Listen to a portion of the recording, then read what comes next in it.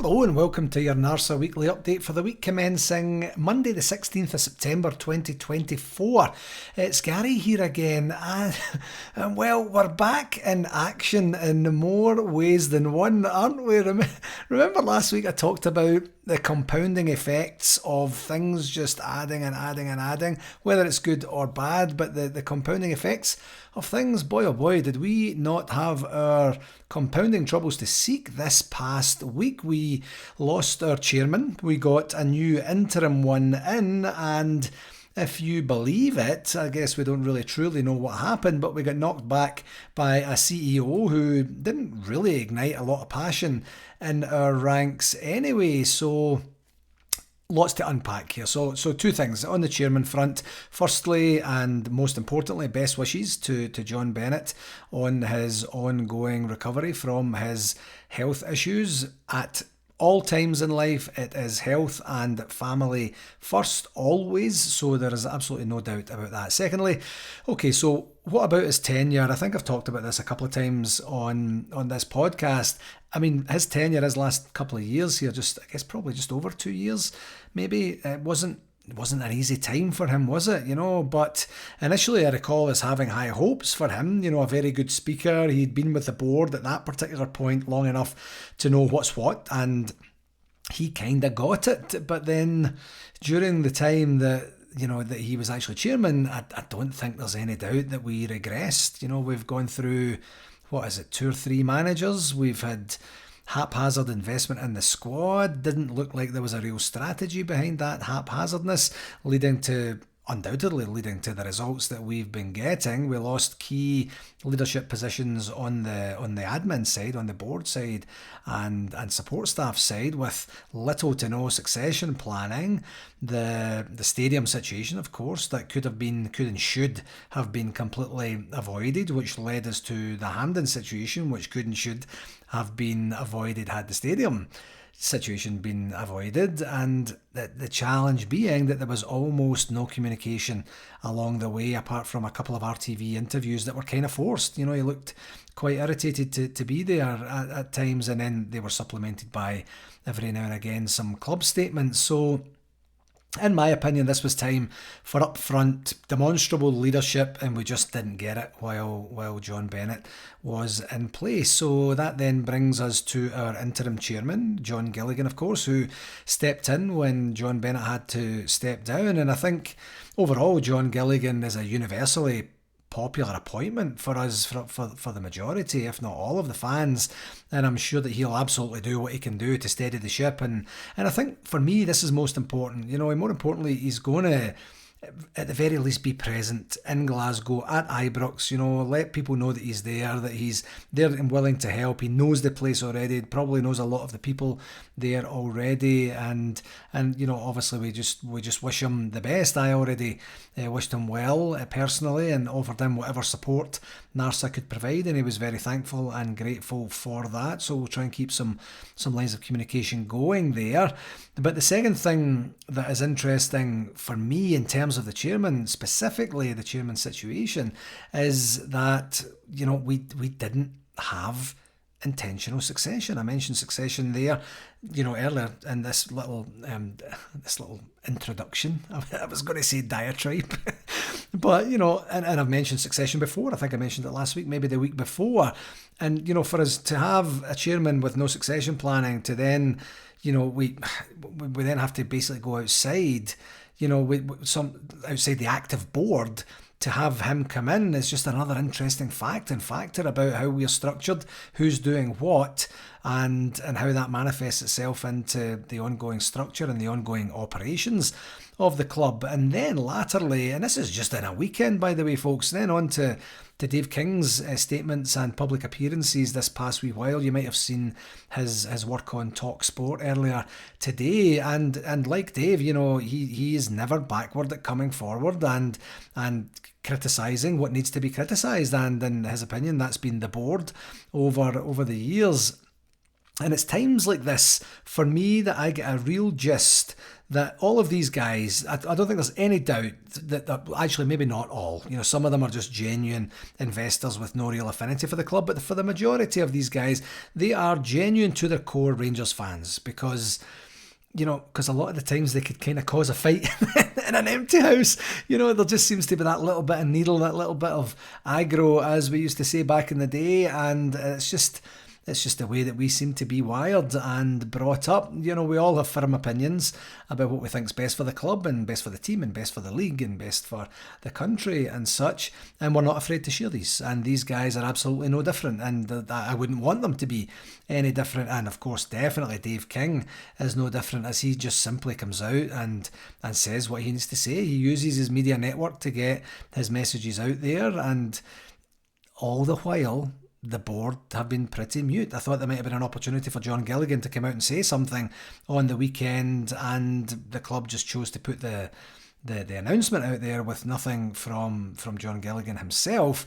So then Dave gets an opportunity to say what he wants to say, and the summary of what he's been saying over the last couple of days at least, is that he's happy to come back in some capacity for a kind of like a non-specified period. He did certainly mention 2 years, maybe longer than that, and his two main objectives are to restore the leadership and the commercial and operational structures that the previous board have essentially dismantled. Dave's words, not mine.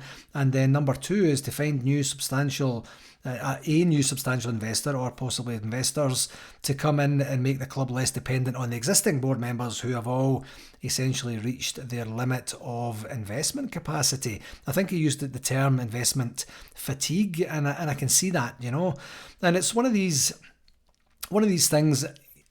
Whether you agree or disagree with what has to happen at the club, or whether you agree or disagree with Dave King's sentiment, he's the only man that's coming out and saying, this is what I see. He's in a privileged position to probably get to see things that are going on behind the scenes, even though he's not a member of the board.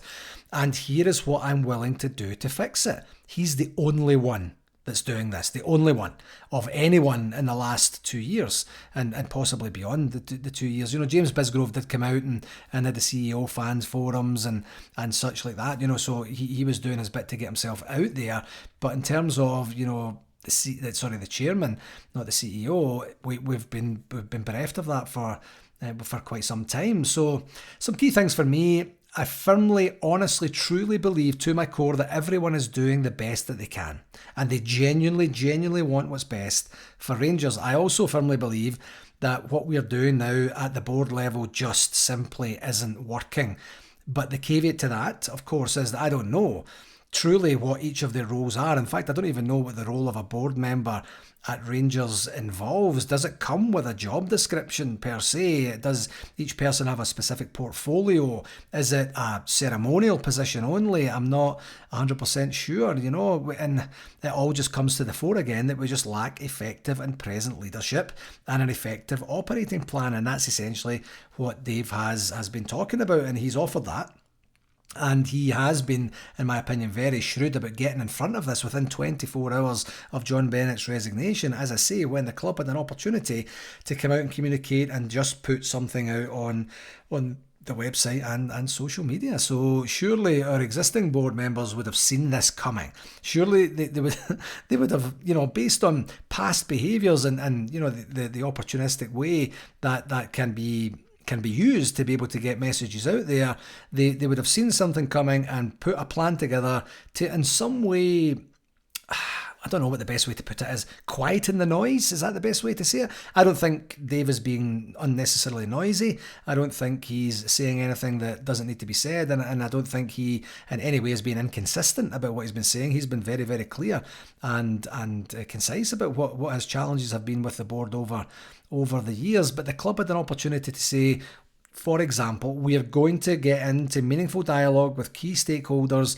across the entire organisation, or the entire ecosystem that is Rangers, and sit down and figure out what's best, what's the next best thing to do. They didn't take that opportunity to do that, so then there's a platform that's inadvertently being created. So maybe now you could have that opportunity to say, And I don't think it's too late at all. I don't think the club has misstepped or anything to a point where it's insurmountable, but maybe someone in the club could come out and say, right, okay, now isn't the time to push our own agendas. Now isn't the time for any sort of fraction within the ranks of the football club. Let's get round the table, let's have meaningful dialogue. And I think that's really what I'm saying now is we just don't seem to have those smarts within the existing board, that shrewd approach, that opportunity to take advantage of the opportunities as they are presented to us, and perhaps that's a big part of why we are where we are. Now, I've heard and read some things online that it's not a good idea to go back. It's not a good idea to go backwards to people who have had an opportunity to be at the helm and run their leg of the race effectively. And I know for a fact there's different schools of thought on that. I don't see going back to people who were there before necessarily the same as I see it going backwards. I think that's two very clear distinctions for me. Going back to people who have had success with us before, who we know, who we trust, and who we know would do everything that they can do for the betterment of Rangers Football Club, doesn't necessarily mean we're going backwards, because it's not the same resources that we're asking to do the same thing that they were doing before.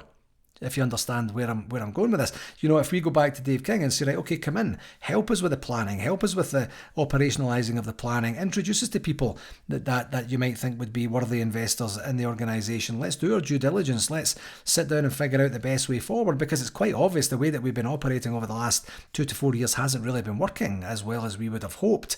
And then we're essentially going back to a trusted individual with a proven track record and already a plan, as I mentioned before. No one else is coming up with a plan. What's the alternative that the club has in place?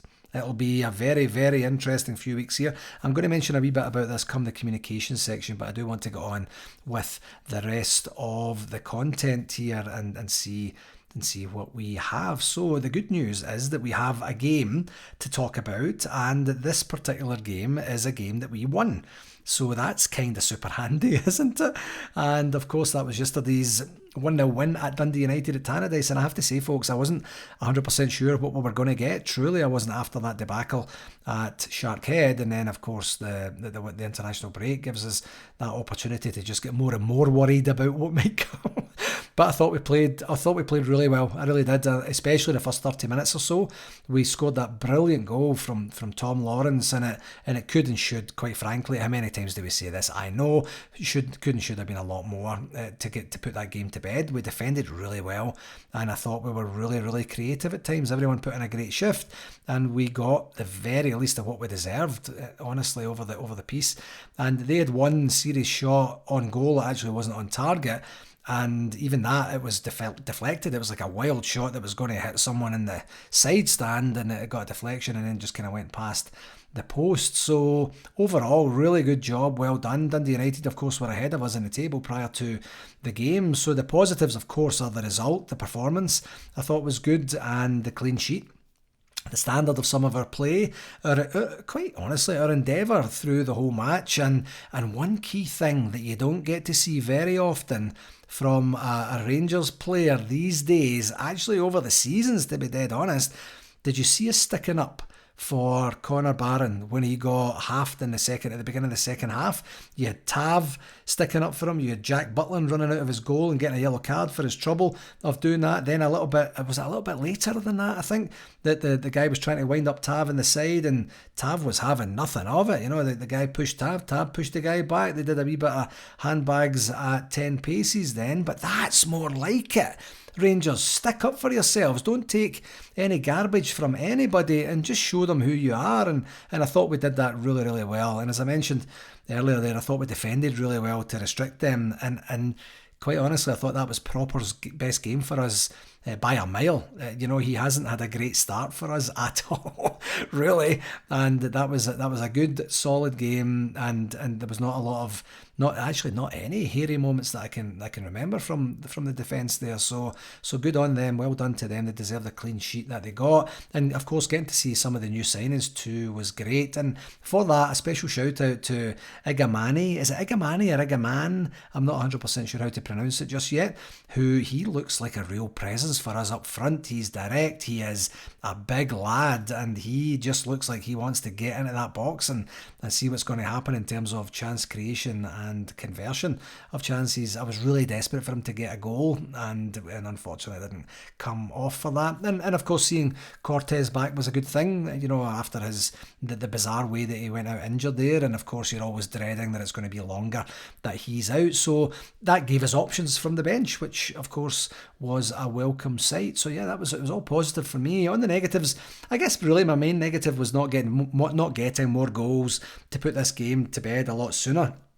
But that's kind of just what we do these days, isn't it? And that's why we are 2 goals behind Aberdeen and 9 goals behind that mob in the goal difference standings already, and that's by 5 games in. I've said before, take a leaf out of the women's team and go for the jugular and no surrender and keep going and get the goals. I think we actually did try to do that. We didn't take our foot off the gas, but it would have been great to get 2 or 3 there and just give ourselves that real genuine confidence booster. I took the stats this week from the Rangers website. It said we had 61% possession, 8 shots on goal with 2 on target, versus their 3 shots on goal with 0 on target. On the referee watch, Don Robertson, he's a weirdo, isn't he? I mean, like, he concocted 10 yellow cards from a game that just wasn't dirty or malicious. There was a little bit of, handbags and stuff. I thought the foul on Conor Barron, I wouldn't have been surprised that had it gone to VAR, that they might have said, go take a look at this and see what you think, because it looked like a bad one. It looked like a bad one first time, and I was with another couple of guys watching it, and we I think it was maybe there was 4 of us there. I think 3 of us said we could see our head, and one of them, he was kind of half drunk anyway. He said, he says, nah, that was just a yellow. So I guess it's all about, just seeing, what you see sort of thing. But still on a yellow, not a huge problem with that. But I thought he just got over involved in the game, quite frankly. And the challenge is that these bookings will mount up, because I think it was 6 for us and 4 for them. These bookings mount up as the season progresses, and then all of a sudden you're looking at suspensions come the turn of the year, or the real business end of the season as it gets to next year. So I'm going to give him a 6 out of 10 for this one, not the standard 7, because I thought he was just a nuisance and a pest and got himself way too involved in the game. One game this week, and it's back to League Cup action. It's a quarter-final of the League Cup, and that's against Dundee at home, and that's on Saturday the 21st of September, and it's a 12:30pm Eastern Standard Time kickoff, 5:30pm in the UK, which is great. So that's 10:30am for me. The pub will be open for beers at Pin Bar. Come down and you'll get served by the president. I can't think of anything that you would want more on a Saturday morning, and that will be great fun. And we're going to be back at Ibrox. That's the big news, and it's almost a full Ibrox as well. The club having announced last week there that the front of the Copeland Road stand is going to be completely open as well. It's going to be a special one. I think that the atmosphere is going to be great, and I think generally a quarter-final home tie in the League Cup to Dundee wouldn't garner a big crowd, but I'm hopeful that folks are just so desperate to go home that they will make an effort to go out there and give the club a bit of a boost by having a pretty packed stadium. And of course we have a semi-final to look forward to should we navigate Dundee, who seem to be a wee bit of a shell after getting kind of stripped a wee bit in the transfer window there. So that's what happens if you're Dundee. On the RTV front, I didn't hear anything bad about RTV this week. Now my caveat is the guys I watched it with had some sort of dodgy feed that I typically don't like. Everybody knows that was Sky Sports. So I don't actually know if there was any hassle in and of itself with RTV, but hopefully not, because as I say, no news is typically good news on the RTV front. On the shout-outs for this week, just 2 actually. The first one is very safe travels to Margaret and Matthew McDonald, who were over visiting Davy McDonald, who's a very good friend of mine, and that's who I was watching the game with yesterday morning up at Davy's house. And they came over for, I think it was 2 weeks they came over for, got a chance to see them 2 or 3 times, and they're great, they're a good time. Margaret, thank you very much for the Sure deodorant that you brought me over. I didn't manage to get any chocolate, so if you brought over any chocolate that was intended for me, I have not received it yet. I repeat, I have not received it yet, but great to see you. Safe travels home, and I hope that it won't be too long before we see you soon. And the second shout out is just for the women's team. This is typically where I do their results, and they had a good result yesterday, winning 6-1 against Spartans. But the article that I read or kind of scanned over, it didn't look like Joe Potter, the women's team manager, was overly happy with a lot of the play in a 6-1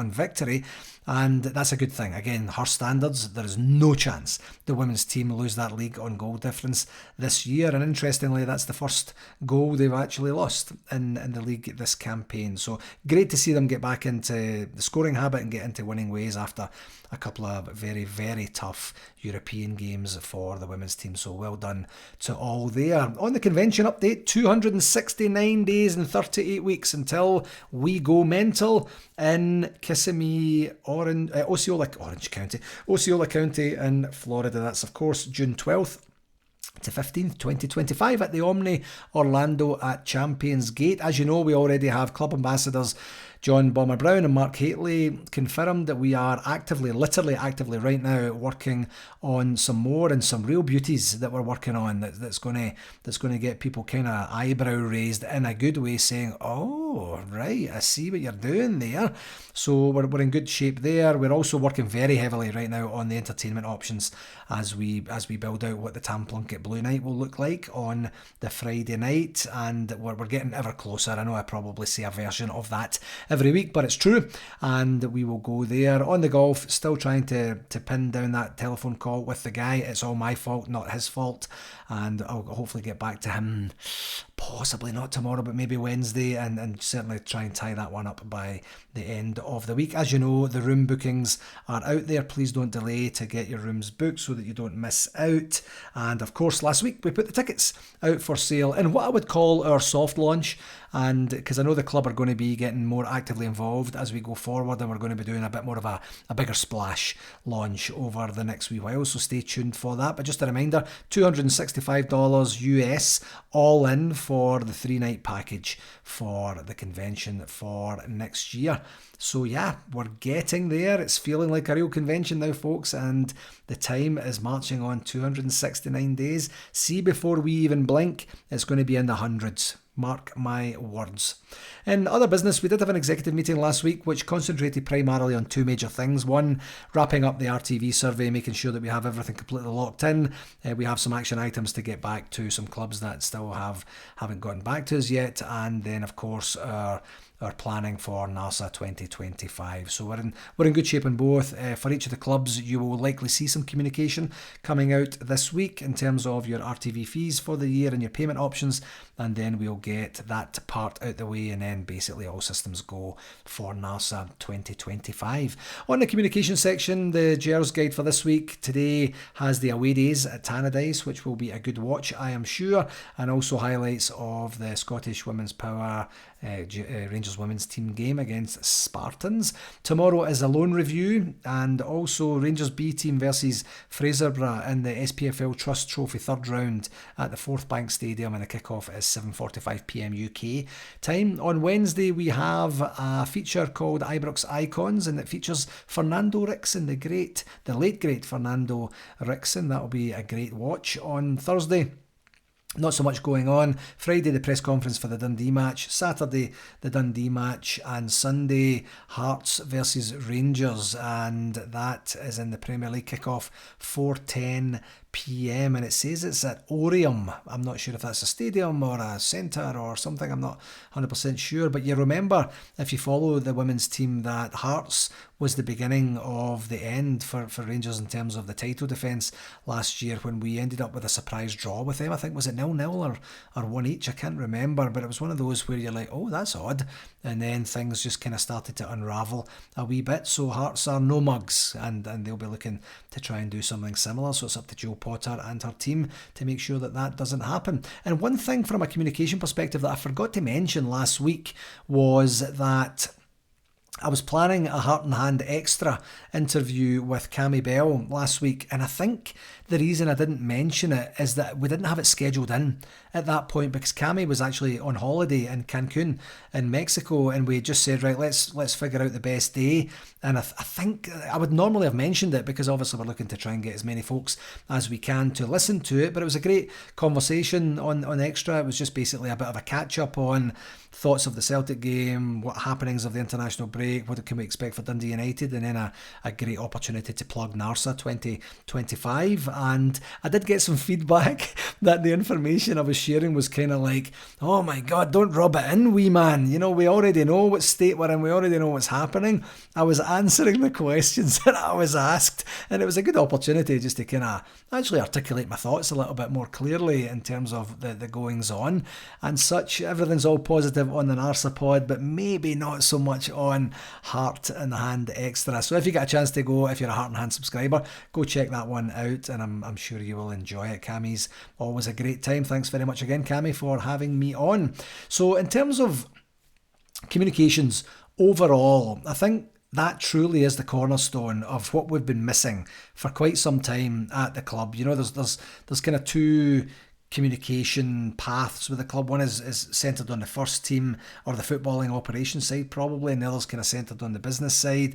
And you know, Dave King has made his position very clear and has placed ownership for the response to that on the existing board and our existing interim chairman vicariously, you know, as the head of the board. So it's going to be very, very interesting to see what happens next. Will it play out in the media, or will it be resolved in the background? I would absolutely 100% be in favour of all parties getting around the table, airing their grievances, and then moving forwards for the betterment of the football club. But I'm not 100% sure if everyone sees it like that, or everyone can actually do that, you know, in terms of their dynamics, in terms of their willingness to sit down and you know, realise their role in the story, and you know, the part that they have played to get us to this point, and then their opportunity to move forward from this particular point. I've seen enough corporate communications challenges throughout my career to know that my open communication style and my collaborative theories can be somewhat of a rarity, unfortunately, and that really genuinely is too bad. I'm kind of sad about that. It sounds like Rangers Football Club need a coach, like a business coach. And well, if that's the case, they know where I am when they finally have exhausted every other avenue open to them. I'm kind of half joking and half serious here, folks. Truly, they need someone to mediate a conversation here with the folks, and I would be more than happy to do that. So if anyone from Rangers is listening, you have my details. Get in touch with me. I would be happy and 100% confidence to help you with anything that you need, anything at all.